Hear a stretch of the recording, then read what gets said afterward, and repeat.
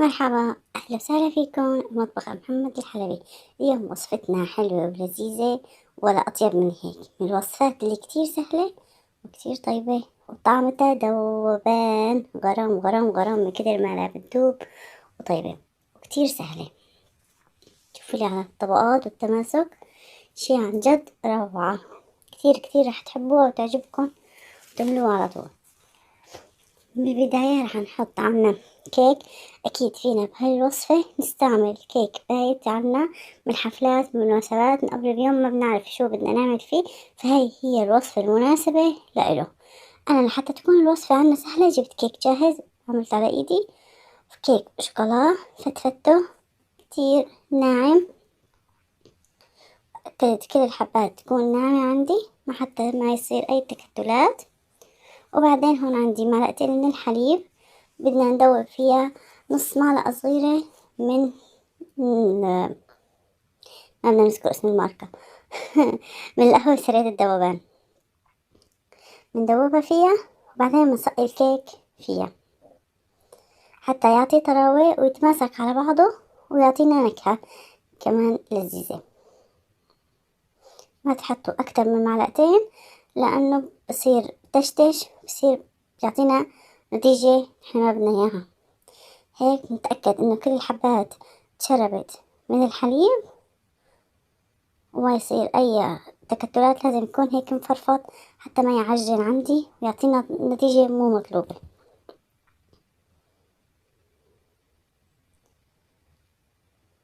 شايفين كيف يتماسك على بعضه؟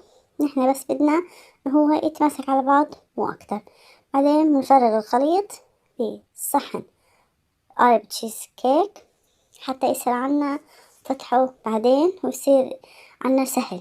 فينا أكيد نحطه بصحن بايركس زي ما عنا قالب تشيز كيك، ولكن أفضل بقالب تشيز كيك. ونكبسه شوي، ما نضغط عليه كتير، بس نملسه ونساوي سطح متساوي. نحطه في البراد نص ساعة ونبدأ بالطبقة الثانية. نحط 2 كوب من الحليب و2 ظرف من كريم كراميل بدون أي إضافات. ندوبهم كتير منيح ونرفعهم على النار لحتى يسخن عنا الخليط، بس ما بدنا يغلي ولا يسمك ولا أي شي. بعد ما عنا هيك غلى الخليط على النار بنجيب الخلاط، بريق الخلاط بدنا نحط فيه الكريم كراميل اللي طبخناه على النار. ما تستغربوا النتيجة كتير روعة. وبعدين بدنا نضيف نص باكيت من البسكويت السادة أو بسكويت الشاي معهم حتى يخليه يتماسك أكتر ويعطينا طعمة لذيذة. ونضيف شايفين بس نص الباكيت مو أكتر من هيك. وبعدين نضيف علبة من القشطة أو الجيمر، أو بتركيا ممكن نضيف علبة من الكريمة لأنه صعب نلاقي علب القشطة. بنخلطهم، خلي الفتحة هاي مفتوحة من فوق أكيد أفضل لأنه عنا الخليط سخن. شايفين كيف عم نخلطه؟ مجرد إنه ينطحن تنخلط كل المواد مع بعضها المكونات بنوقف على طول ونصب الخليط لأنه قبل ما يجمد عنا، لأن نحنا حاطين لكل ظرف كريم كراميل كوب، فحيكون عنا الخليط بسرعة يتماسك بسرعة يشد على بعضه. البسكويت بشد فحيتشد عنا بسرعة، لازم نكون شوي سريعين بهاي الخطوة. ونصبه فوق الكيك وندخله على البراد حتى يتماسك. ونبدأ بالطبقة الثالثة اللي هي كوبين من الحليب أو كوبين من المي مع ظرفين من الكريم الكراميل ومعلقتين من الكاكاو الخام حصرا بدون إضافة السكر نهائيا، ونص معلقة من قهوة سريعة الذوبان.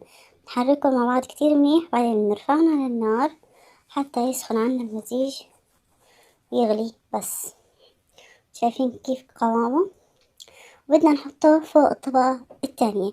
الطبقة الثانية عنا بردت بالبراد تقريبا ساعة، جمدت اتماسكت هي مباشرة، فينا ننتظر الخليط الطبقة الثالثة إنها شوي لحتى تبرد، بس ما تبرد كتير، تبرد شوي عشان يطلع منها الحرارة حتى ما شوي تأثر على الطبقة التانية.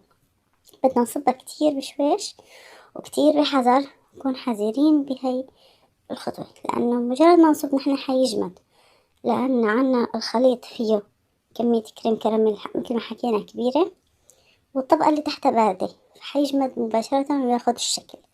فنحنا نصب كتير كتير، نكون حذرين.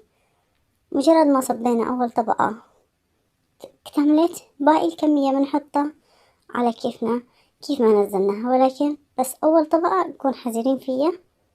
شايفين كيف عملتها على الأطراف حتى تاخد كلها شكل واحد وسطح واحد، ما يصير عنا شكلين وسطحين وهيك شكل مو كتير ظريف.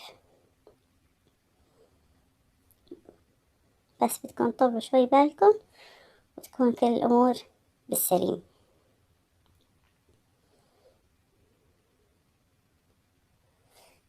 هذا الحلا كتير لذيذ، إنه ممكن نعمله عنا بالعزايم بالمناسبات من قبل بيوم، نحضره نحطه في البراد نغلفه كتير منيح قبل بيوم قبل بيومين، كتير حلو. فينا نقطعه قطع صغيرة ونقدمه، أو فينا حتى نعمله بكاسات صغيرة مثل كاسات تشيز كيك كمان ونقدمه، كتير بكون شكله ظريف حلو مرتب وشي جديد. هون عندي بعد ما برد تقريبا ساعة ساعتين، أو حتى من قبل بيوم بالليل لتاني يوم أكيد فينا. شايفين كيف مجرد ما إني أفتح القالب خلاص يعني أسهل من التشيز بكتير.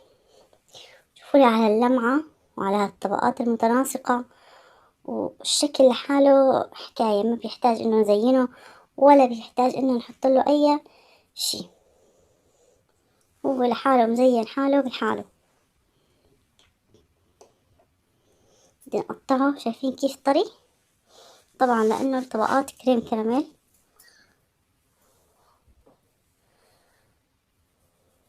شايفين كيف الألوان؟ عن جد غرام غرام طبقات الألوان.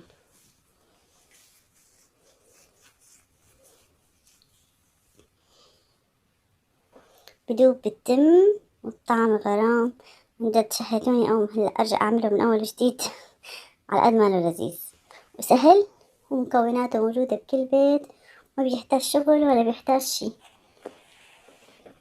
ولا أسهل من هيك. حتى لو عملناه الصبح وعنا ضيوف العصر ولا المساء يلحق معنا بكل سهولة.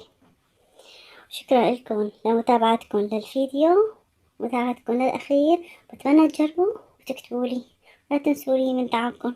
سلام.